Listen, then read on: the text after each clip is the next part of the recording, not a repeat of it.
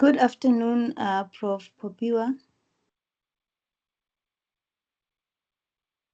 Hello, good afternoon. How are you? I'm well, thanks. How are you? I'm okay. Thank you. Thank you so much for joining us today and facilitating the seminar with the RCD. We are a bit early right now, so we're just going to give a bit of time for the Okay. other registered students to join in. So we'll All probably right. start the workshop at 13:05. Okay. In terms of format, I'm going to make a presentation, I suppose. Yes. Okay, I'll Okay. stop sharing after No, not I'm done now. with introduction. No, it's all right. I'm just asking that I have to make a presentation.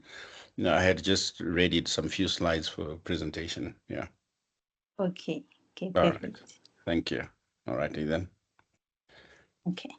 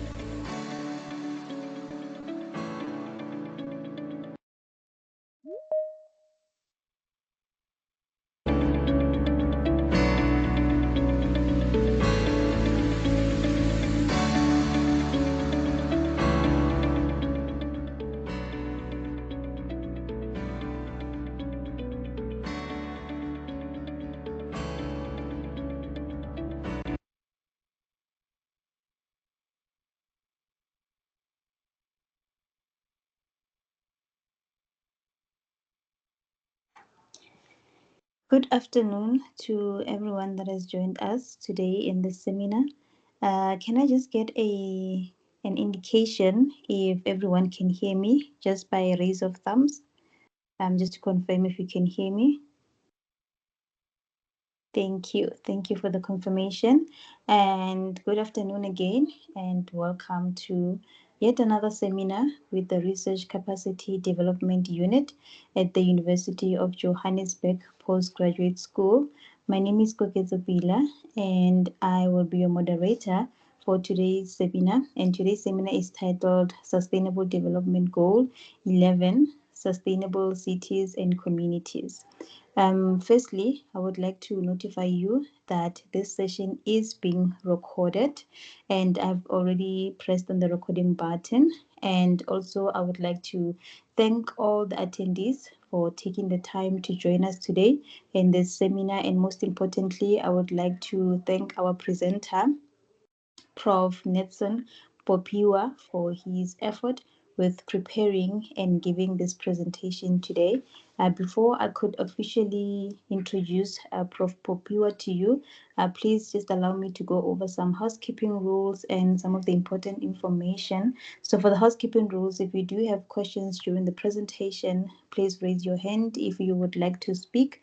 Alternatively, you can type your question in the chat box. I will then indicate to the presenter to address the question. And as I have already mentioned, that the session is being recorded, so the presentation slides will be requested from Prof. Popiwa, and then both the recording and the slides will be uploaded on RCDMS by the end of this week, so later today. And also, after, if you have logged in via the RCDMS, after the workshop, please visit the RCDMS again to complete the feedback survey for this particular seminar, and you will be able to get the certificate of attendance. So the certificate of attendance will automatically be generated once you complete the feedback survey. So if you do not complete the feedback survey, you will not be able to obtain the certificate of attendance. Without further ado, I will then introduce to you our facilitator, Prof. Netson Popiwa, by reading out his bio. So Prof. Netson Popiwa he is an associate professor at development studies at the University of Johannesburg. Trained as an economic historian, he holds a PhD from UKZN and postgraduate degrees from Wits and the University of Zimbabwe. His work focuses on governance urban development, public policy, and monitoring and evaluation in Africa. He has worked across academia, public institutions, and development organizations, including the Wits School of Governance, the Human Sciences Research Council, and the Center for Learning on Evaluation and Results. Prof. Popiwa has published widely and co-edited 3 books, most recently Lived Experiences of Borderlands Communities in Zimbabwe. So without further ado, I will then hand over to Prof. Popiwa to take us through the seminar. Over to you, Prof. I'll stop sharing from my side.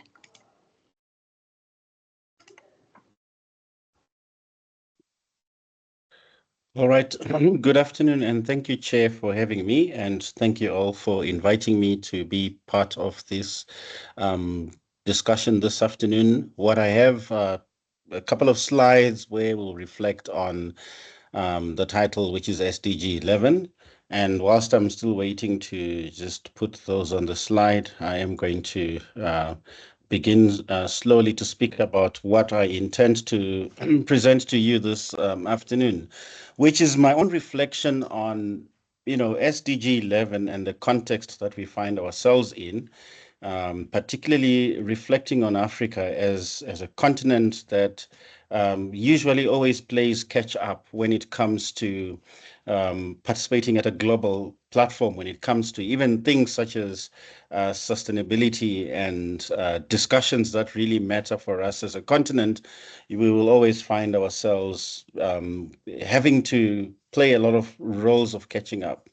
But that for me will be a discussion in which I'll outline why I also feel that this is not just a matter of Africa playing catch up, but also structural issues, historical issues. And I'll try and touch on a couple of those particular issues. The presentation for today is going to look at a couple of things. As we're beginning, I'm going to touch a little bit on whether African cities are becoming more just as a starting point, and I'm not going to provide the answers to that, but I'll just be touching on the different aspects that would really make it possible for us to begin our conversation. We'll also look at, in theory, what does the goal promise and how is it framed at a global level? And then at some point, I'll also touch on how we have actually made this a goal that we are also aiming to achieve. And I must say that then from there, I also look at urban development in the African context. I know when I got the brief, it simply said I should speak to SDG 11, but I later wrote back and I said, but I would want to have a context for it. And in that case, then the context for me became the idea around African development, African urban development. And as you heard from the introduction, I'm an economic historian, which would, by virtue of that, make me want to reflect a little bit, going back into time to really trace some of the issues that have a history on how we are where we are today. And we will critique SDGs from an African urban lens and think, if anything, this could be an urban history discussion for you. And hopefully that I will not frustrate you or bore you with some of the different aspects that have come through over time. And we conclude our discussions around what a contextualized SDG 11 could look like. As you know, that generally the idea is SDGs are pushed as the way they are and presented as the way they are, but country levels or at country level, countries are supposed to then go the extra mile to localize them. Others call it domestication of sustainable development goals, especially the indicators. And we will look at how that can be sometimes difficult for some. And I think we'll then have our own discussion as we conclude where we're looking, where to from here, and some of the critical questions around African urban futures. My inspiration for today's talk is really as I was invited and I looked at the email and they said, "Can you speak to SDG 11, safer communities and looking at sustainable cities and safer communities?" The first thought that came to mind was that In term three, I've just concluded teaching a course called Urban Development. And it's a course that allowed me an opportunity to reflect a little bit more on how cities in the global south are shaped by history, politics, economics, and everyday struggles.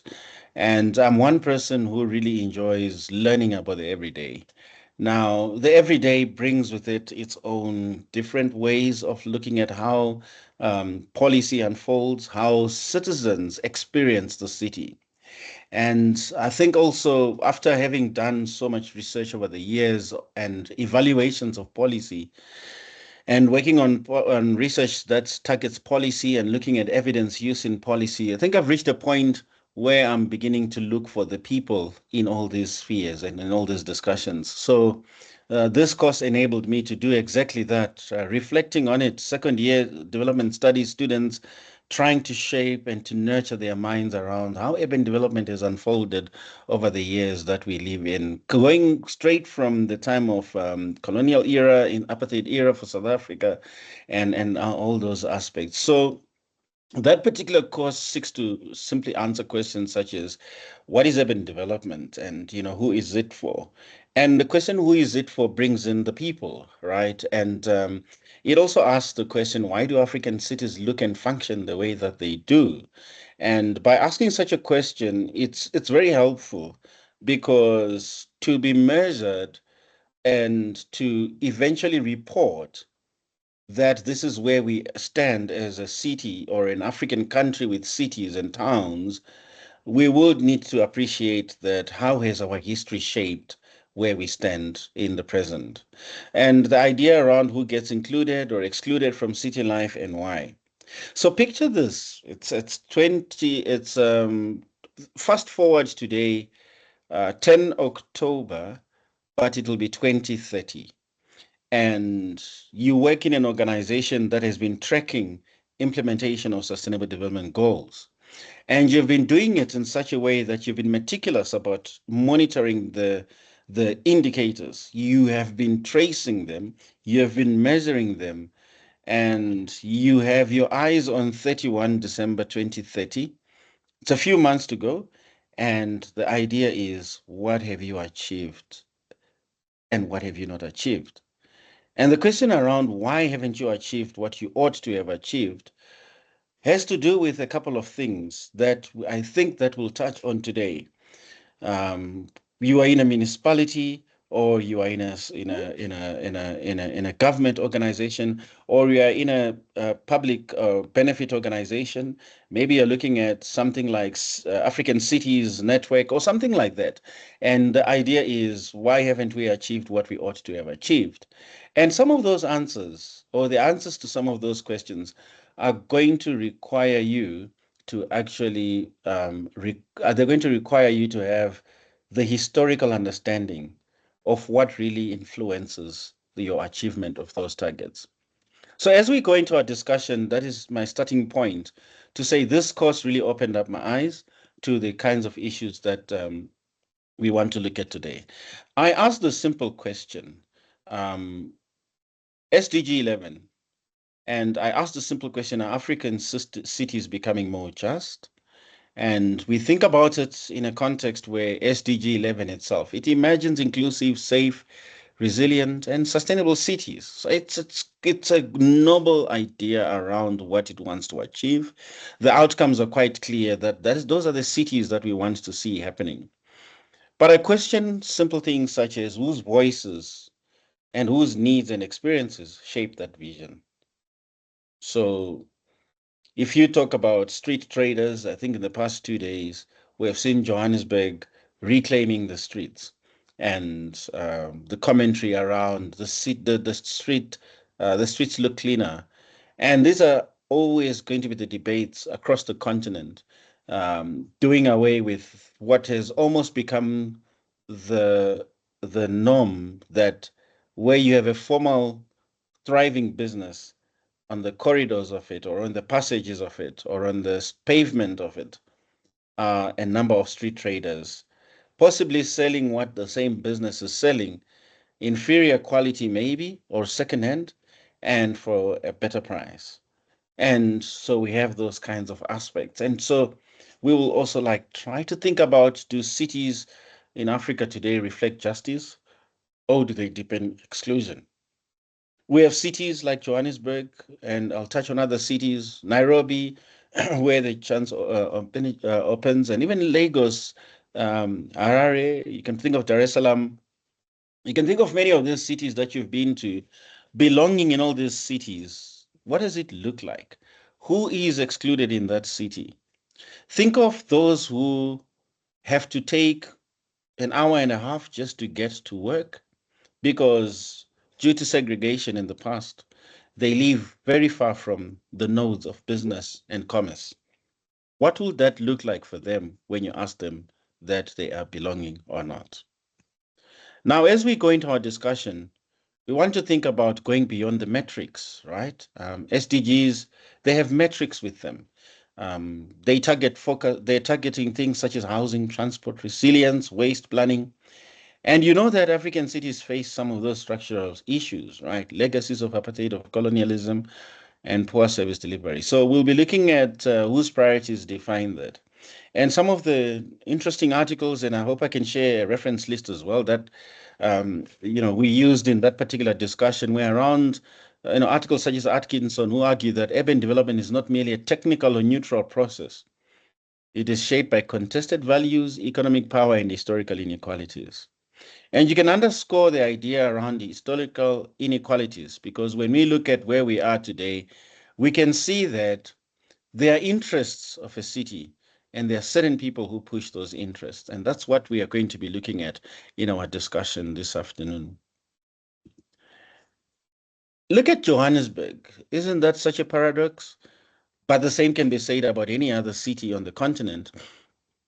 But think of Johannesburg taking an identity such as calling itself a world-class African city. And when you ask young people, what in Johannesburg makes you feel like you're in a world-class city? And they're going to talk about things like maybe some of the infrastructure. Perhaps they're going to talk about the how train. They're probably going to talk about some of the upmarket residential areas and perhaps even shopping malls of an upmarket quality and the like. And they're going to tell you that these are some of the things that really show that we have a world-class African city. If you move into Centon, you look at the skyscrapers there, you look at maybe some of the most fascinating buildings there, Sasol headquarters or Discovery, and many others, or Michelangelo Towers and the like. And you know that a stone throw away, a freeway away, a highway between them lies Alexandra with overcrowded hostels, with some informal settlements and backyard dwellers and the like.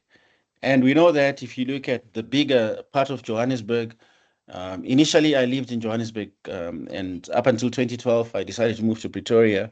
And every time I drive to Johannesburg, when I come to campus, I lived in Brixton for a couple of years, and every time I move around Johannesburg, you can see the whole idea around what could be really almost urban decay.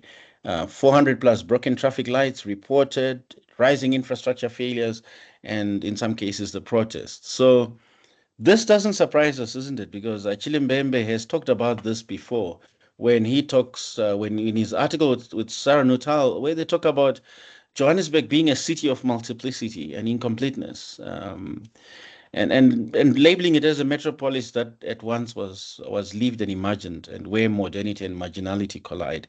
So interestingly, the part where, says where they say modernity and marginality collide. And I think we've got a lot of aerial photographs um, of Johannesburg, of Cape Town as well, and other parts of the country where you have exactly that lines that divide the very rich and the very poor, and the never the middle ground, and the reality that strikes you as you focus on those issues. And I think you'll concur with me that this has become the daily norm. And what is interesting is that also the taxi industry that we look at in this image is also part of the tapestry of Johannesburg. And it's also part of that African city feel. So it could be world class with all the infrastructure, but we like to see what is kind of localized to it. Yes, these are Japanese assembled vehicles or made vehicles, but they have taken a certain distinction to them, and they show that they are also part of this particular city and the African aspect to it. But look at the infrastructure. Look at the way the work of contractors is sometimes put to hold, and there are all these different dimensions happening, and they have a way of disadvantaging the growth that we've seen. So lately, we see headlines such as this one in the Daily Investor: South Africa's richest city is crumbling. So we have to take a step back. I am speaking to you as if we are all on the same page. What is an SDG 11? And I think it's important for us to reflect on it. What is SDG 11? What does it push for? And what are some of the key things that it tackles? Now, I'm going to, unpack it in terms of the indicators or the targets that it sets out. And like I said, how those targets then become realized becomes the work of a country to localize the SDGs for its own outlook. So, it recognizes the role of cities in reducing poverty, inequality, and climate risk. And it speaks to those issues such as housing, transport, air quality, waste management, and public space.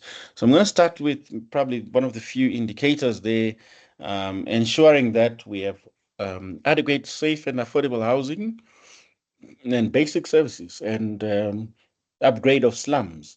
And that is quite critical because there is a talk about upgrading the slums, an eradication that at least uplifts them. And I also come back to critique some of these aspects. And it also talks about safe, affordable, accessible, and sustainable transport systems for all and improving road safety. And I think one of the biggest challenges across the whole continent, in actual sense, is how we are all having to adopt a culture of owning motor vehicles because our own public systems have just not been able to take up what is more critical, which is to have efficient public transport systems. And we also see that there's the need for inclusive and sustainable urbanization and capacity for participatory, integrated, and sustainable human settlement planning and management in all the countries. And there's an idea of strengthening efforts to protect and safeguard the world's cultural and natural heritage, which is also critical. I think as we upgrade some of these areas, as we work on cities, as we improve them, as we develop policy, as we uh, trash some of the old and bringing in the new, we cannot trash natural heritage and cultural aspects, right? But look at the current circumstances we find ourselves. We have a lot of problems with disasters now, and we know that water-related disasters, floods, and things like that have become also the order of the day. Cities that never used to struggle with this have now recorded this. So SDG 11 also touches that. Another aspect is that there is the whole idea around reducing the adverse per capita environmental impact of cities. So cities being emitters, cities being the ones that are behind the environment, that all has to be changed, and air quality and the like. And another one has to do with the safety and the inclusiveness and accessibility of green and public spaces. For women, children, and older persons, and persons with disabilities. And you'll agree with me that it really is proving to be difficult to to have public spaces which are not necessarily being infiltrated by homeless people, perhaps those who have been thrown out, or at least the filth that then becomes part of our public spaces. And so the room to leave public spaces open, green, is really under threat, as we see in the communities we live in. And the other one has to do with social and economic links between urban, peri-urban, and rural areas, which need to be strengthened, and the national and regional development planning as well, which needs to be a part of that. The other thing has to do with adopting and implementing integrated policies. The Sendai framework as well for disaster risk reduction also provides quite a critical juncture for that. And the idea of supporting least developed countries through financial and technical assistance and building resilient and sustainable buildings utilizing local materials. Now, SDGs are critical because they're a global planning framework. One of the things that they do is they provide a shared language and goal for governments, donors, and planners. At some point, there needs to be standardization, and I think that's what they are good at doing. They also encourage multi-sectoral and cross-scale urban interventions, right? And what's more important is that they promote quantifiable indicators for tracking progress. Qualitative indicators are good, but you need something that you can all have commonality and be able to measure it. And I think they play a good role in doing that. And that's a strength, in as much as it can also be a weakness.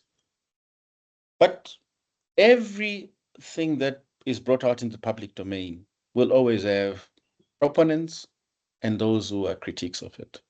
When it comes to SDG 11, the whole contestation around SDGs being from above or from below, are these from Geneva? Are they from Washington? Um, Even if they have been through a participatory process, the thinking can be still be that how local are they and how are they driven from below? So if you look at it, they rely on formal models of infrastructure, housing, and governance. In measuring what others have, in comparative studies of what other countries have, everyone must have models of infrastructure, housing, and governance that are similar. But this risks ignoring informal systems, right? Actually, Mbembe at some point talks about DIY infrastructure, right? And it also, they undermine lived urbanisms.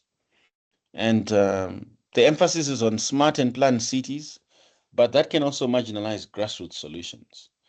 And it may produce those gaps in data in places where informality is dominant. If there are no formal shops, formal sales points, we might find ourselves arguing that, but no, man, this is not a progressive space. So are African cities being measured against models they didn't shape? And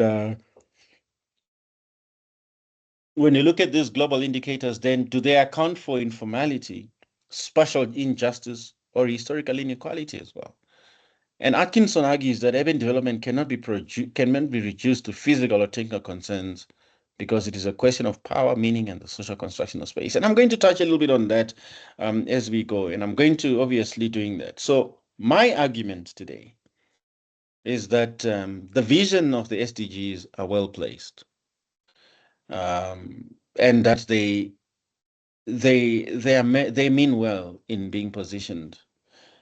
But then I juxtapose this with the idea that these can become technocratic and depoliticized if they don't confront the deep structural, spatial, and historical legacies that shape African urbanism. And I also argue that achieving sustainability in African cities really requires us reckoning with colonial and apartheid spatial legacies, and neoliberal urban policy, persistent inequality, and the informal strategies of survival that are often excluded from planning frameworks. So my argument is that we really need to go back to reflect on these kinds of things. And why do they matter? Because if you look at the what SDG 11 puts across, and you look at African urban realities, then you will realize that we have a situation in which the the SDGs will produce policy blueprints that are divorced from local reality. The emphasis will be on metrics over meaning, and how people actually experience the city becomes differentiated. And they may overlook the legacies of the colonial period or the apartheid period, and they may miss the creativity and resilience of informal systems.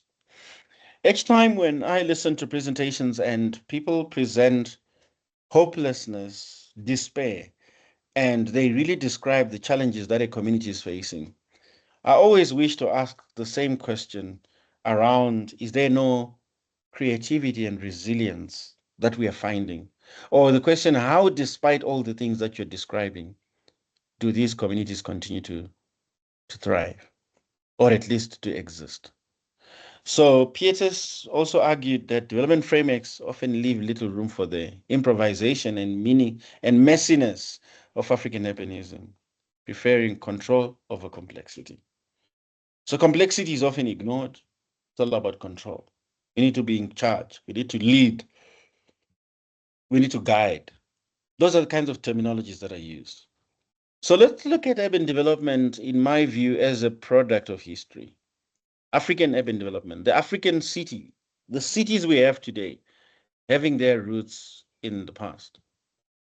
So if you look at Catherine Kokrovidovich's work, 1991 work, giving it to my undergraduate students, and the first thing in their reaction was, this article is too long, almost 90 to 100 pages long, a journal article. I think those are the good times of publishing. And, you know, she argues that cities were rarely planned for Africans because they were built to serve the colonizers' needs. And that is very important because the post colonial city continues to grow as if it was ever designed with the African in mind, something that contradicts the realities of history. If you look at a typical overview of some of these cities, what will you see? You'll see that there's always going to be enclaves of the rich and the wealthy. Although my slide is not very visible, but one thing for sure I can assure you is that if you judge these are all swimming pools, and then a street will separate them from another area where it's just informal, the next door. And so that's typical of the kind of design issues. Yes, they might still be there in other parts of the world, but you will see that they have some synonymity with the African context, just like also in the South Americans and the like. But today, as we discuss this SDG 11, I thought it's important for us to recognize and to acknowledge that we have something called colonial urbanism because it was a tool of imperial control. And colonial cities were planned and built not to accommodate African urban needs or even the aspirations of Africans, but they were there to enable and sustain European imperial interests. And those interests, were either administrative. The colonial cities were really for governance, right? For European officials. The layouts were designed to be legible to colonial rulers, not to reflect indigenous spatial logics. And the idea was also for extraction and commerce. If you look at Dakar, Lagos, Johannesburg, structured around ports, railways, warehouses, the idea was just for extraction. I think Johannesburg on the Rand being the mineral belt, right? And the Witwatersrand being the area where all this was happening. So these cities that we are today talking about as spaces that we need to make inclusive were designed in their DNA to be exclusive. And so therein lies some of the challenges. The cities were also built for military and surveillance. So cities included military barracks, police posts, segregated quarters to contain perceived threats, and also, as Kokrovidrovich notes, the control was spatially embedded through rigid social racial integration, zoning laws, labor policies, and policing. The past laws, legislation such as Group Areas Act and the like. And so, as we think this through, the argument is that racial segregation was a planning logic, not a byproduct. It was intentional. The Africans are going to live there in a native location or an indigenous settlement, and it has to be deliberately marginally located on the periphery with poor sanitation, overcrowding, and minimal infrastructure. It was always by design, always by design. And the European quarters were spacious, well-serviced, and landscaped to resemble the metropole. And we say to resemble the metropole, any area you can think of within the colonial city where it was for European settlement, it had to mimic exactly what home looked like.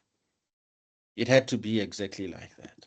And I'll touch a little bit on that as well. So being a planning logic, not a byproduct, meant that the segregation was justified under paternalistic and in some cases hygienist discourses to protect whites from diseases or disorder.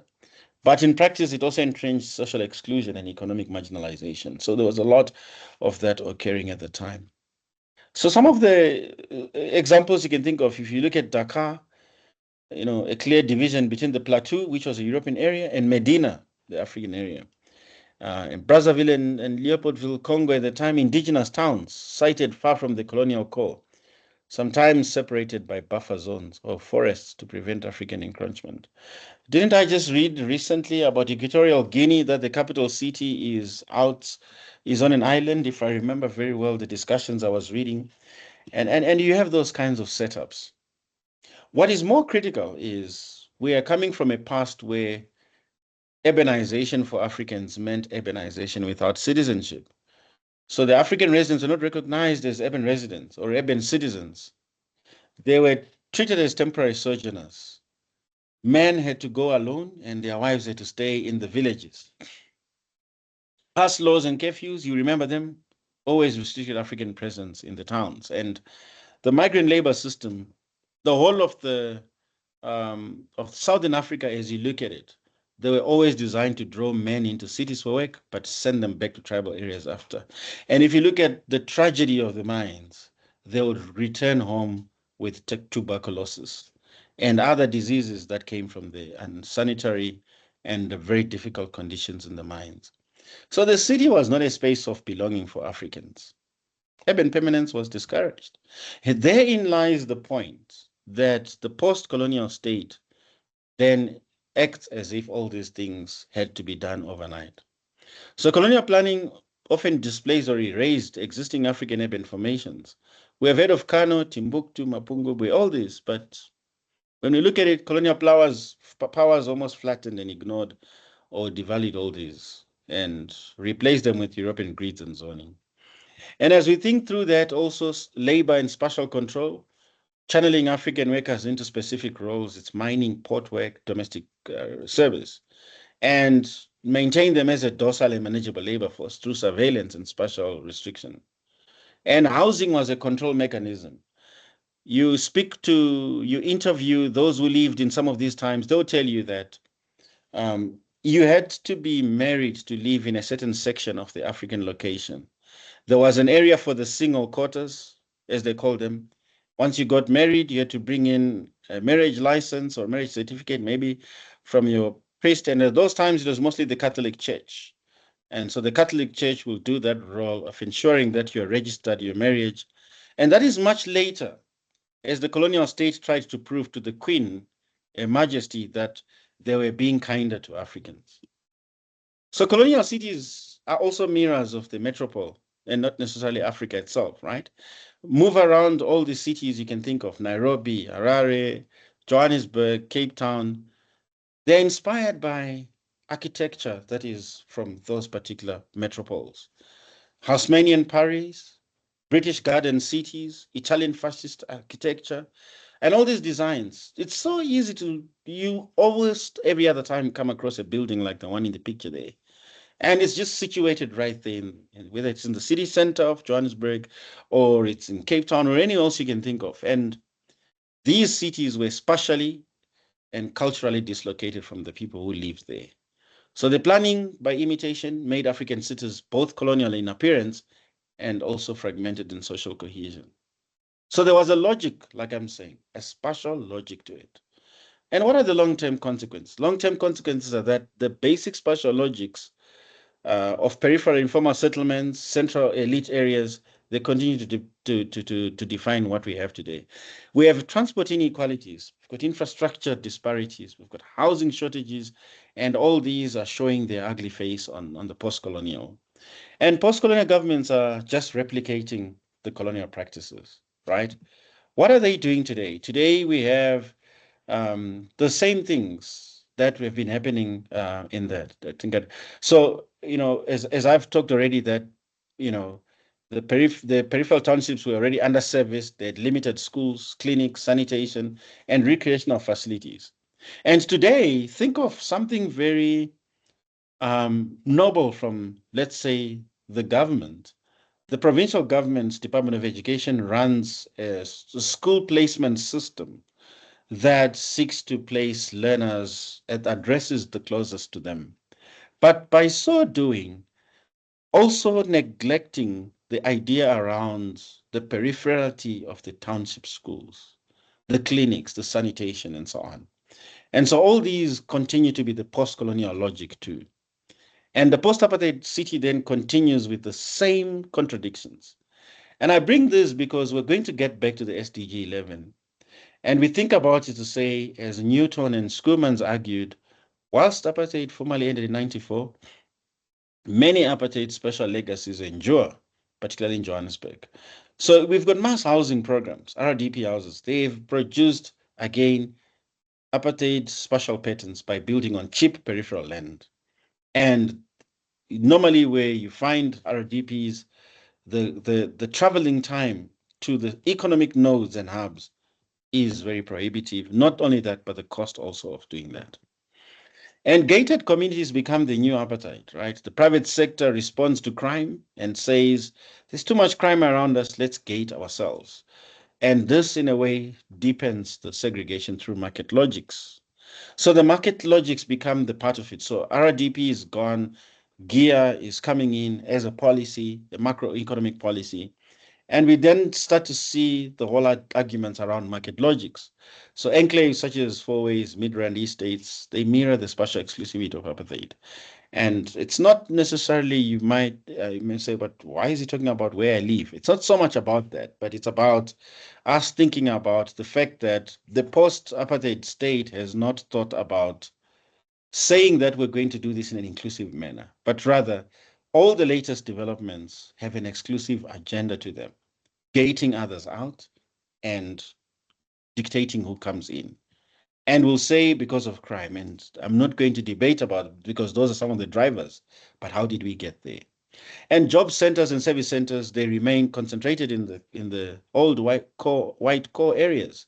Hence, we have then some of the policies of bridging the different areas. Soweto, a direct bus, Ria Vaya bus service from Soweto to Sandton, but again with the same logics of exclusionary commuting that happens where the poor residents will have to go through all these costs. And we have seen some resistance, obviously. We've seen social movements coming through. We've seen growing attention to spatial justice. But we've also seen corridors of freedom project like the Ria Vaya bus and so on coming into play. But they still are a pinch of a tip of the, or at least a very small grain to what is required in terms of change. Now, SDGs, going back to them, SDG 11, when you look at planning in Africa, what is the reality for us? Imported models versus localized realities. And you'll see that the cities that we have, we're talking about smart cities, satellite cities, gated estates. And these models will always serve elites and investors, but never the majority. And we're seeing also gating happening or gated communities moving into the townships as well, which also brings in the same kinds of arguments as we look at them. So it's a replication of everything we can think of. So if we're to ground SDG 11 in African realities, then urban development must be historically informed. It must be grounded in informal realities. The informal economy is here to stay. And I think when Keith Hart saw the informal economy in the early 70s in Ghana, what he saw there and what the post-colonial state sees when they look at informal economy, at least you can see that maybe Keith Hart was looking at this as an emerging phenomenon. But where we stand, we see the informal economy as something that is always going to be subjected to the idea of taxing them. But what is bigger than that? What about them being part of the society we live in? And responsiveness to urban citizenship and participation becomes quite critical. So there's need for epistemic justice. We want African cities that must be studied on their own terms. They are not failed versions of Euro-American urbanism. And that's the point. They're not. They have what they have because of their histories. Cities that were formed not like the way the northern cities were formed. We're forming Manchester because industry is moving in. But in this case, we're forming Nairobi because this is where we have stationed as the colonial authorities. And this is going to be our headquarters. It's regardless of the economic benefits of situating Nairobi where it is or any other aspects, right? So to confront the persistence of urban divides, then we need to rethink the very epistemologies of planning and urban policy. And so SDG frameworks, they're very critical. They reflect northern planning logics, modernist, top-down, technocratic, you name them. And informality then becomes this invisible problem to fix, or invisible, or a problem to fix. We don't recognize it as as a system of urban life. And African cities will also lack the bureaucratic capacity to deliver on SDG expectations. Local knowledge and lived experience, they are also rarely included in the reporting and planning. I'm working with a student of mine who's looking at Lesotho, and he's looking at how the government of Lesotho can also bring in other players to collate some of this data in response to reporting to the SDGs, particularly the voluntary national reviews, how that can also be a private sector contribution. And it'll be interesting to see the findings of his study. And SDG 11 also, it obviously aims to upgrade the slums, but it fails to recognize the productive functions of that informality. So how will all these things be brought into perspective? When you talk of street traders, backyard dwellers, recyclers, informal transport operators, all these keep cities alive. Yes, they come with their challenges, but they keep cities alive. And they are often criminalized, evicted, or they're excluded from city planning. In most African countries, when there's a big conference happening, global leaders coming in, they find themselves disappearing as a result of that. So elites also, have rebranded the African city. They have taken this whole idea of smartness, embracing smart and world-class city models, right? Lagos, Eco Atlantic, Johannesburg's corridors of freedom, many things you can think of. And these models, they mostly displace poor residents and they prioritize investors and global capital. It's always the assumption that the land is empty, it's vacant. It's never vacant. But then there's the whole displacements. There are displacements that come through with it. So the World African city narrative of Johannesburg, it obscures the inequalities that it is built upon. And that's what Sihlongonyane rightly argues in 2016, that these are some of the hard truths around attaining a certain status with a history and a context that doesn't favor it.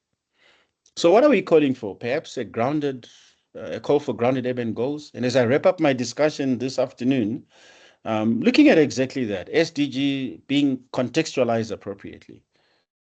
We need indicators that value informal livelihoods, access to dignity and services, resident participation, historical redress, and things such as having to make sure that we are really practicing epistemic justice for these cities.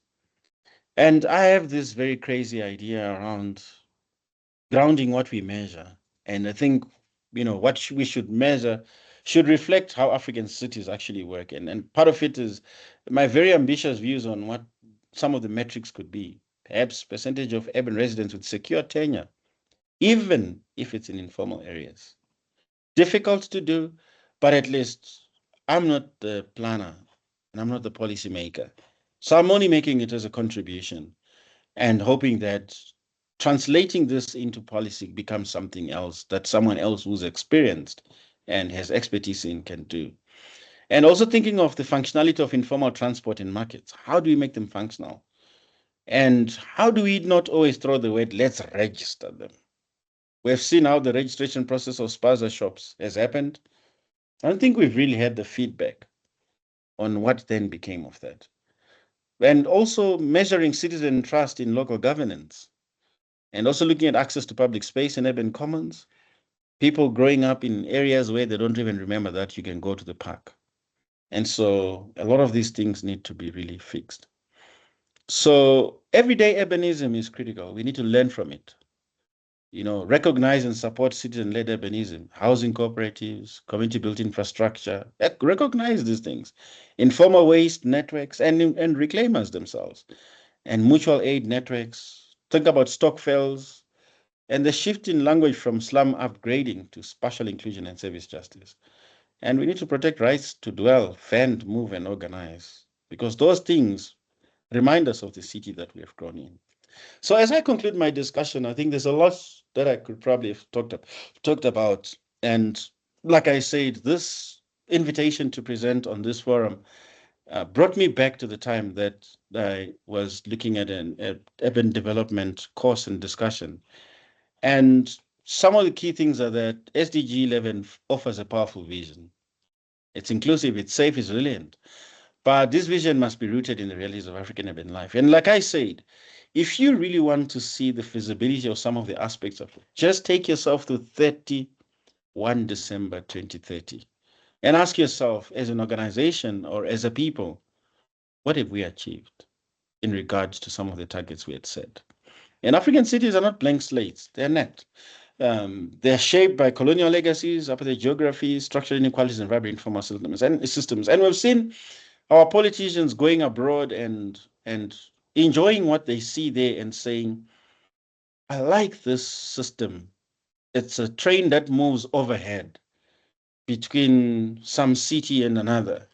And they say, I can already see this happening between Polokwane and Johannesburg, right? Or between Harare and Bulawayo or any other part of the world, of the continent. That's how they look at it.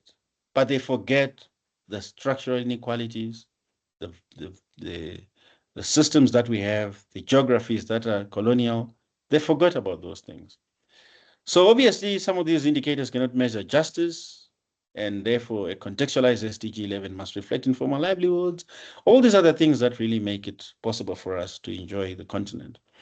And so, for me, my parting words are that the future of African cities will not be delivered. It has to be co-produced through a participatory, inclusive, and just-oriented urbanist approach. Thank you.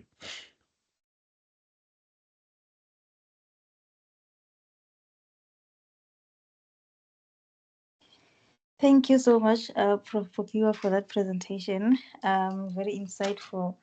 This is just a very important topic for us to have, across the world and especially in our country as well, in South Africa, where, the safety of, the citizens sometimes is questionable.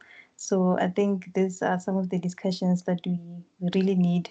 And so thank you for that presentation. And I would also just allow for the discussion to continue, so that we can engage with Prof. Popiwa. So I'll just enable the mics for everyone, so that those who want to comment, those who want to just ask a question, just engage, on this topic, can do so. So I'll just enable everybody's mic so that we can all have a discussion. Any other, and we have a comment, Prof. Popua from Kokezo on the chat.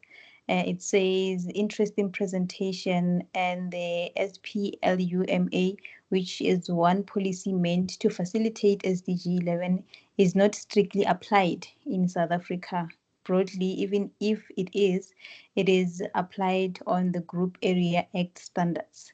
This takes into consideration the existence of informal settlements in urban areas, and also who stays in urban areas.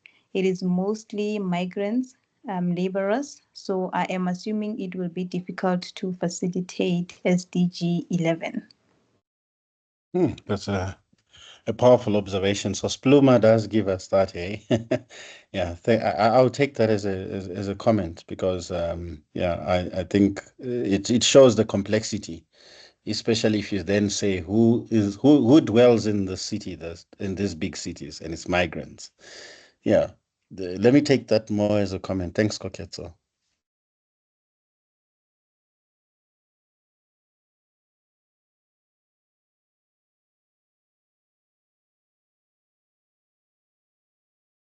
Chair, you're muted. Oh, sorry. Sorry about that. So anyone else who would want to, contribute to the discussion, you may raise your hand and, contribute to the discussion. I think, let's engage with Prof. Popiwa, and let's make use of this opportunity to just engage, and speak about, these important issues that are happening in our communities and how maybe we can overcome some of the challenges and how we can, apply this SDG 11. Any contribution from the participants?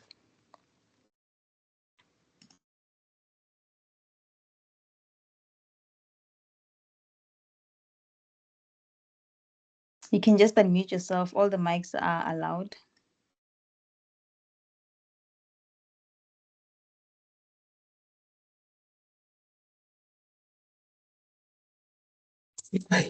Hello, good day, everyone. Hi, Can you hello. hear me? Okay. Thank you, Prof. Pofiwa. My name is Priska, and I just wanted to pick your brain on the thing I'm doing with regards to sustainable urban transportation.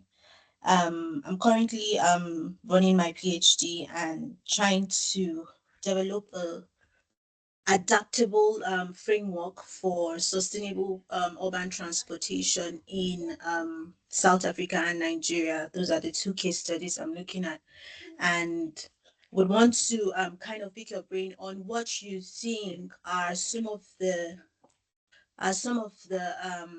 constructs that you see that needs to be touched in these two major African countries, and how can we implement more like in with regards to the second part of the SDG 11, where you talked about sustainable urban transportation. How can we implement a framework that kind of flows in concordance with that SDG 11.2? That's my question. Thank you. Right. Okay, thank you. So I think I'm not so sure whether I could be able to provide the constructs, but I think that in a study of this nature that you're looking at, one of your biggest challenges is to measure almost the same things for both countries. And yet they have a diverse history, and their policy making might also follow different processes. However, it doesn't make them non-comparable. They are comparable. And I think they're the biggest populations on the continent, or at least Nigeria's got the biggest population. Now, when you look at a study of the nature that you're looking at, perhaps a needs or a problem needs to be very clear. What problem statement are you really pursuing with such a study? Um, and then, which then you can then say in terms of how it articulates in South Africa and how it articulates in Nigeria. So, what are the transport issues that you are really bringing to the core? Your problem statement will allow you to then be able to come up with research questions that allow you to that are appropriately linked to the problems that you're talking about. So if the transport has never been inclusive in both countries, or the public transport is like what it is in South Africa, that everyone wants to find a ticket out of the public transport system because of unreliability, safety issues, and the fact that transportation, if you look at the taxis industry, to travel from one point to the other, you might need two taxis to get to where you want to go, as opposed to one. And the bus services don't take people everywhere, and the like. So because of the segregation that has been in the past. So if Nigeria has similar challenges around the transport system, not being able to connect people to the nodes they want to travel to without taking a direct one, or at least there is no unified pricing system as you go, then that makes obviously a good starting point. Now, as you speak about it, it then means what you're going to compare across the two countries would then be an agreed framework that you use to say, this is are the things that I'm measuring. Am I measuring exactly like I said? Connectivity, the ability to be able to move from point to another, and to be able to also maybe move into intercity travel as opposed to just intra-city travel.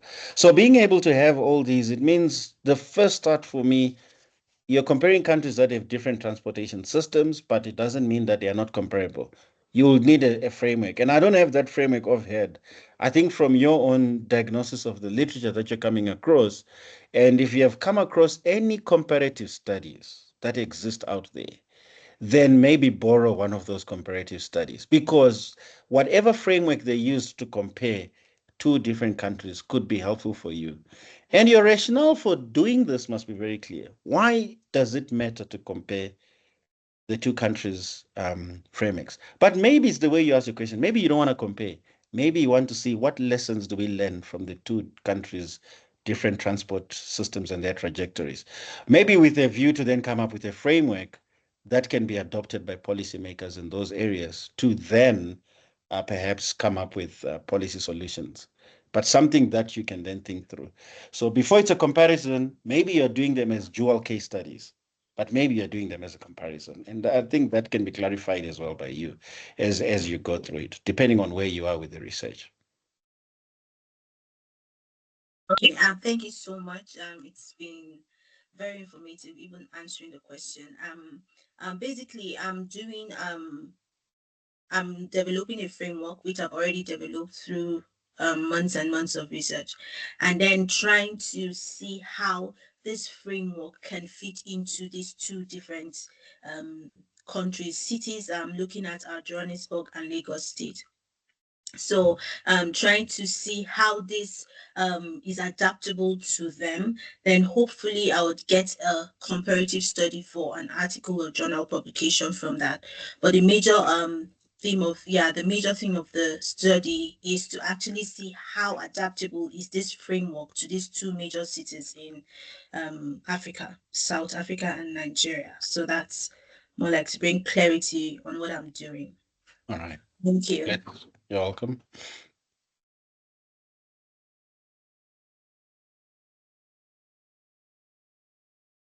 Okay, we have another hand from Prosper. You may go ahead, Prosper. Unmute. Yeah, I would want to thank the prof for a very insightful presentation that analyzes how our present context is shaped by a colonial discourse. My question is, how can Africa position itself to address the colonial injustice that shape our developing discourse? For example, the complex challenges of informal settlements versus the new models of smart cities. How can we position ourselves in order to meet the objectives and the targets of SDG 11, and also addressing other complex challenges like informality on the basis of in the context of an informal economy, not an informal settlement. How can we position ourselves to address this colonial discourse that shapes our contemporary development? That's my question. Okay. All right. Yeah. I think it's part of the things I was presenting on was to articulate that what we have is not an easy space to deal with, because we have informal settlements, and the rate at which they mushroom, for lack of a better word, is such that planners are always behind. Planners are always going to be behind. And our urban housing crises, like I said, have their roots right sitting into the fact that these cities were constructed without the idea that Africans would have to live in them. Post-colonial, everyone wants to live in the cities because the economies are now so embedded in a financialized world, which then means that for you to get an income, you need to get a job. And hence the idea that you need to live in town. And once that happened, then we started to see more and more areas being built. In countries like Zimbabwe, perhaps it has been the role of the government in providing housing, let's say housing schemes where citizens then buy in. but also private developers doing the same thing. In the South African context, in the very poor areas, we've seen the government bringing in RDP housing, and that has been quite helpful in catching up the numbers. But the challenge has been that the location of much of these housings that are on the periphery, and people do not want to live on the periphery of the city because it becomes expensive to get to the economic nodes of that city. So what we then have are informal settlements as a reaction to the failures of that particular post-colonial or post-apartheid housing planning approach. Therefore, what it calls for, it doesn't call for what we see happening in some of the countries where it's all about raising down these informal settlements and telling people that you lived somewhere before you came here, so go back where you came from, almost like in a forceful manner. It could be a short-term solution to a long-term problem because informal settlements will continue to mushroom. So one of the things that happens is that if there is a status that they have reached, some informal settlements can be upgraded into township status. But that takes years. That takes even litigation. That takes the courts to play a role. So it is quite difficult, a question that you're asking.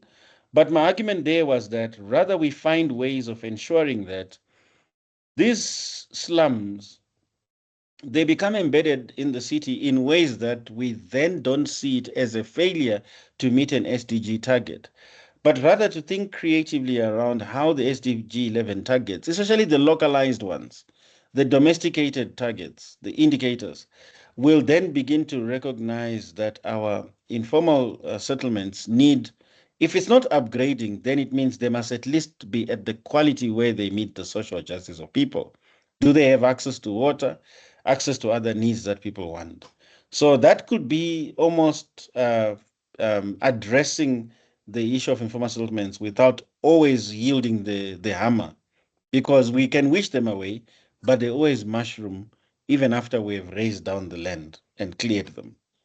And then with regards to informal economy, I think because I am also an advocate for the informal economy, I always argue and feel that without it, perhaps that's what the controversial statements, or not even controversial, but the thought-provoking statements of the outgoing Capitec Bank CEO said that we have the data to prove that the informal economy is playing a key role based on the people who bank with them.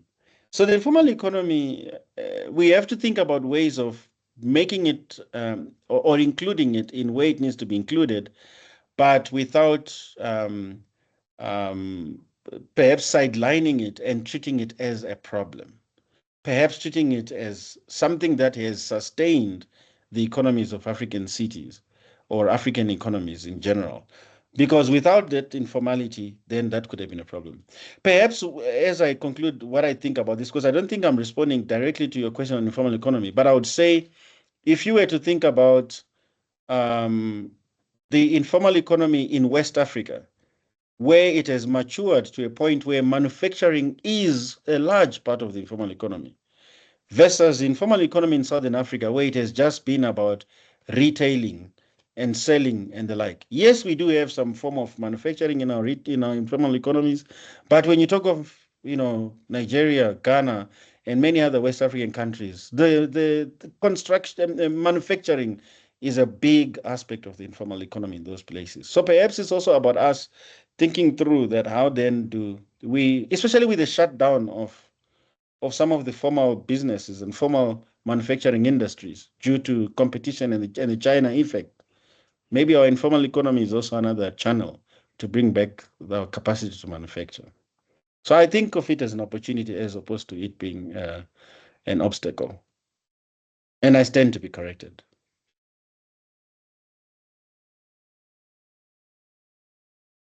Maybe I'll stop there. Thanks. Thank you. Thank you very much, Prof. Papiwa.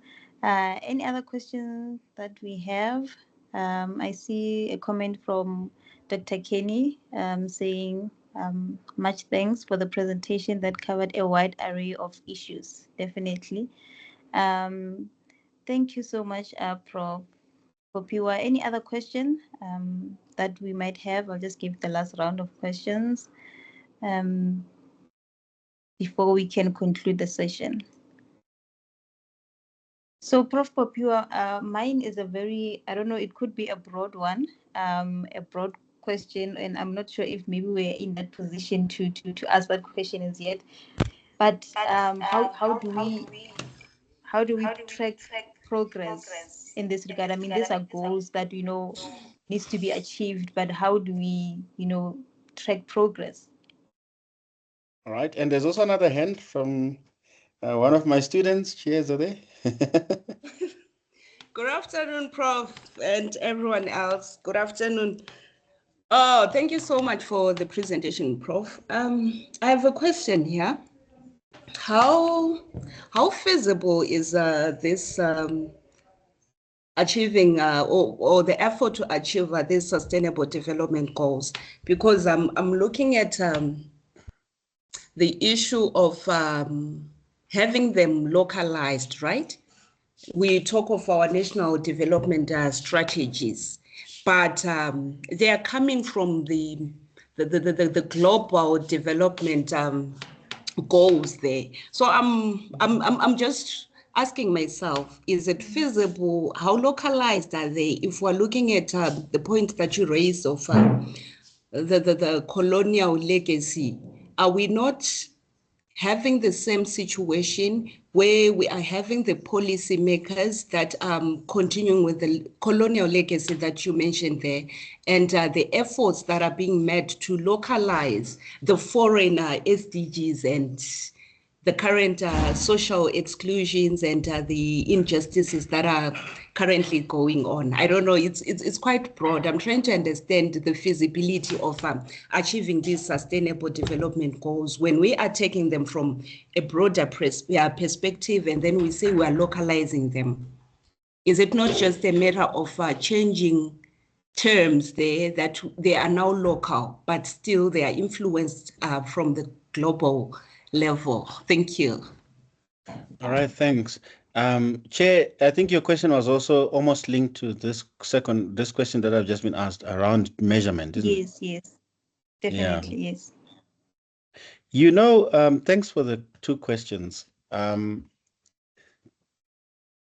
was reading a proposal on SDGs and a research proposal where somebody wanted to look at SDGs. And something that struck me was, is it about attainment? When we say attainment of SDGs, do we mean a state in which we find ourselves having achieved sustainable city status? Or does it mean scoring high on the scores, that we finally met the score? And it calls for an SDG as a conditional outcome of what you're trying to achieve, versus it being something you have measured and said, we scored 78% on this particular target or indicator. Okay, so now how do we measure? Countries have national statistics organizations. They have data collection that they are doing, and like I mentioned to you, that it's a problem for us on the African continent. Maybe Stats South Africa is one of the most prominent ones in terms of being able to collect data, but even their data can be questioned. In some cases, I've seen contestations around their data. And then you've got national statistics offices across the whole continent, and most of them are not at par with what they are required to have to be able to report on that. So if SDG is a measurement, then it's a situation which we might not be able to achieve. However, if an SDG is a state of or condition of state of affairs that we can find ourselves in, then the possibility of us attaining some of those aspects are there. Now, it was deliberate for me to continuously repeat the idea that let's think of ourselves as is 31 December 2030. What would we have achieved? What would we have failed to achieve? When I do trainings on M&E and I put that on a slide to my students, particularly those who are in the public sector, they always tell me that, I always say to them, imagine it's 31 December 2030. What have you not achieved in terms of what you wanted to achieve? They're always frank about what they can see in 2025 that they're not going to have done by 2030. So it shows you that already by 2025 now, people are really thinking of what they are not going to be able to make or what they're not going to be able to meet. They can already see it now. It's already clear because we only left like 5 years. And therefore, I'm sure that the thinking around the big corridors of the UN are around what takes over from the SDGs. So how do we measure? I've explained that it's a whole chain of all these contributions, including voluntary national reviews done at a country level. Then the second part then becomes the feasibility of this is really subjective, but I think that there are many countries that would say we are not even attaining this. I've never tried even to engage developed countries. How is the discourse like? Do they also feel? Do the US, or Netherlands or these other countries feel that they will attain SDG status? Maybe it's SDGs, maybe it's something that I've not thought about. But my take was that SDGs are perhaps they are used as a way to align countries in terms of attaining certain aspects. But yeah, if you work in the development sector, then you find that there's an overemphasis on attaining something related to some of these indicators. But I don't think I'm answering your question, Chieza, but I hope that at least it touches on some of those issues. That it's either it's a condition we're aspiring to reach, or it's just a goal that we are saying we have ticked, we have reached 65%, and we say we have done well or not.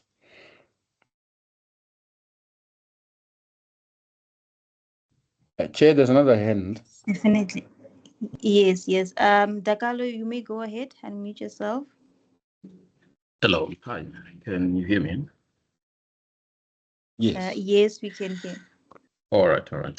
First, Prof, thank you very much for the presentation. I think it's a very crucial one, and it was very informative. I am currently finishing up my master's degree in architecture here at the GSA. And these things that you're talking about are some of the items that I had to grapple with. But as I was working during my research, one of the things that I've noticed and realized is that while these goals that they are in place, and perhaps maybe with good ambitions, especially here in South Africa, in consideration of the history that we've had, there are still laws and regulations that act as firewalls in preventing us to achieve these goals. And one of the key legislations that I realized and I found, because my project is working site, it's in Cape Town, was the heritage legislations. And in some way, for us to even be able to achieve some of these goals, you have to go through a long a list of things and approval. There's like a huge logistic behind it. But also one important thing was the idea of skills that are lacking in our country. I'll just give an example with the city of Cape Town, for example. There are developments that they intend to make within the city to make the city safe and accessible, especially to the disadvantaged individuals. But the idea of time and not having skills, it almost play a role in such a way that the information that they gather as research, then go back to study it and decide what they need to do on the area.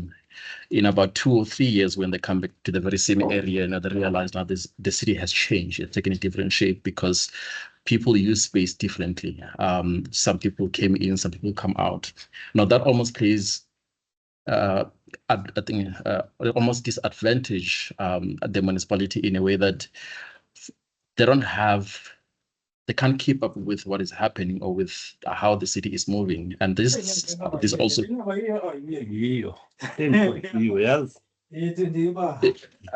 yes, this also applies to the city of Johannesburg. It constantly changing. So the idea of time and skills that has also been a big challenge with regards to the developments that needs to be made to achieve the SDG goals as we have outlined them.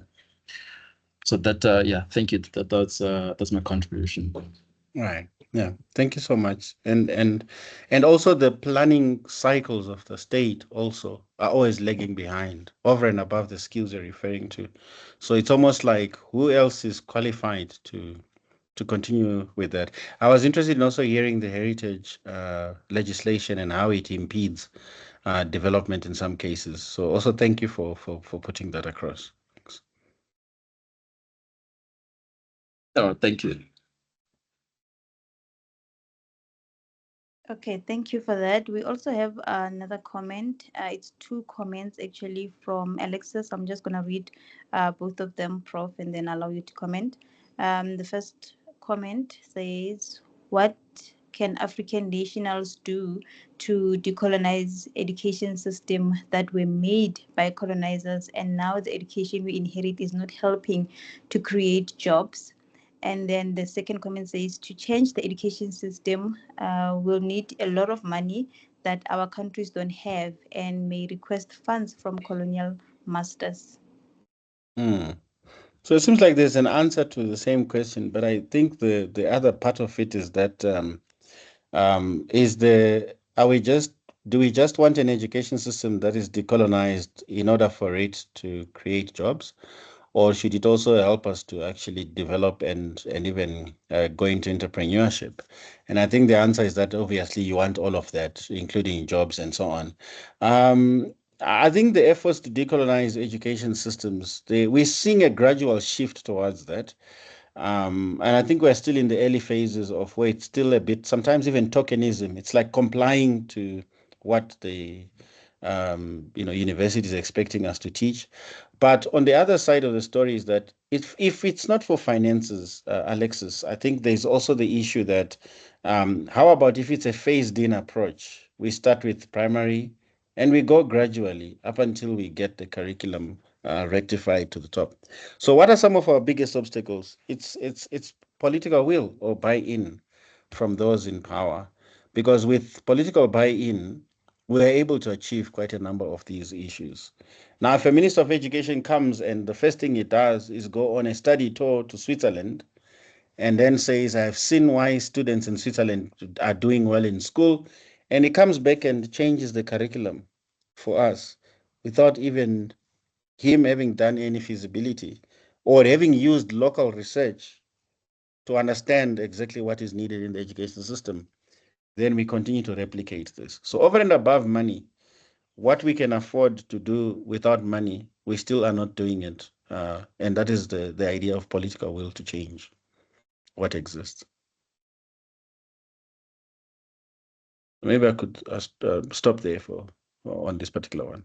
Thanks. Thanks. Thank you so much. Doesn't look like we have any other comments. So just to remind everyone, please just revisit the RCDMS again after the workshop and then complete the feedback survey. Let us know how you found the seminar. And, you can even suggest some of the other topics that you would want us to cover. So please go back to the RCDMS and then complete the feedback survey, and the certificate of attendance will be automatically generated for you to download. So you can download it. And so those who are not yet registered on the RCDMS, please just register on the RCDMS so that you can attend our workshops via the RCDMS, and that's when you'll be able to get the certificates of attendance. And if you are having issues when you're registering, please don't hesitate to send us an email on RCD inquiries. I'm just going to put the email address on the chat, RCD inquiries at uj.ac.za, and we will be able to help you with the registrations. And are there any other questions before we close the session?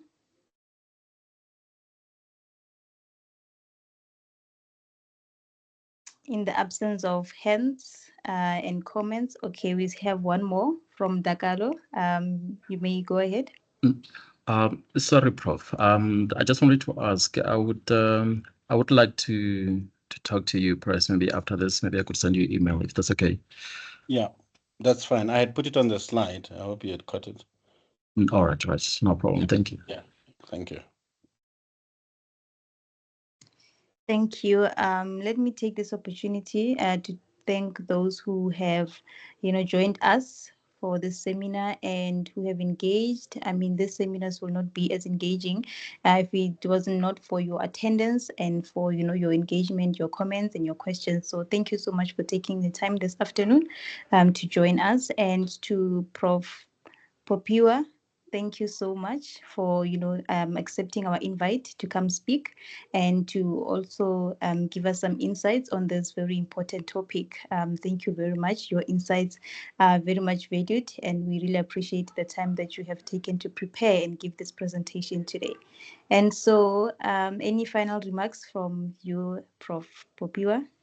No, just to inspire, to encourage you to just continue doing what you need when it comes to postgraduate research. Never easy. You'll have your moments, but I think always when you feel like writing, go for it. And when you're struggling to even put a word to your word count, try and focus on other things, but don't give up on writing. It's not an easy process. We've all been there. Thank you. Thank you for that encouragement. I think we needed that in this Friday afternoon. Thank you. Yes. All right then. Okay, you. so Oh, and you have have a muted. wonderful. Okay then. All right. Thank you. Thank you so much. Have a wonderful day further. Bye.